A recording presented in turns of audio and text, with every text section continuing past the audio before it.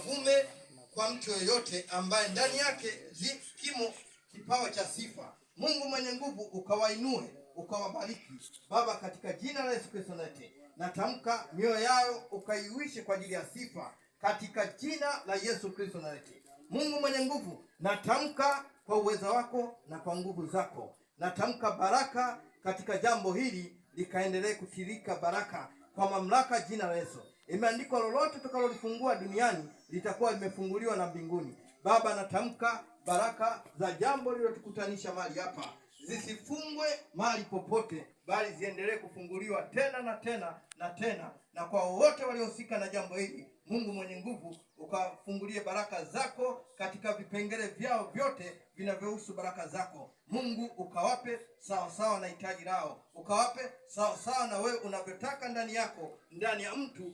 Kile ulichokipanda ndivyo ikawe kwenye maisha yao katika jina la Yesu. Natamka baraka, Mungu kawalinde, ukawabariki katika jina la Yesu Kristo nate. Nafunga visasi kila upande, nafunga kila jicho la adui lenye kuona na kutunga mabaya, nalifunga kwa mamlaka ya jina la Yesu. Nazifunga roho za ajali, nazifunga roho za magonjwa, na ufunga kila upepo wa uharibifu, na ufunga kwa mamlaka ya jina la Yesu.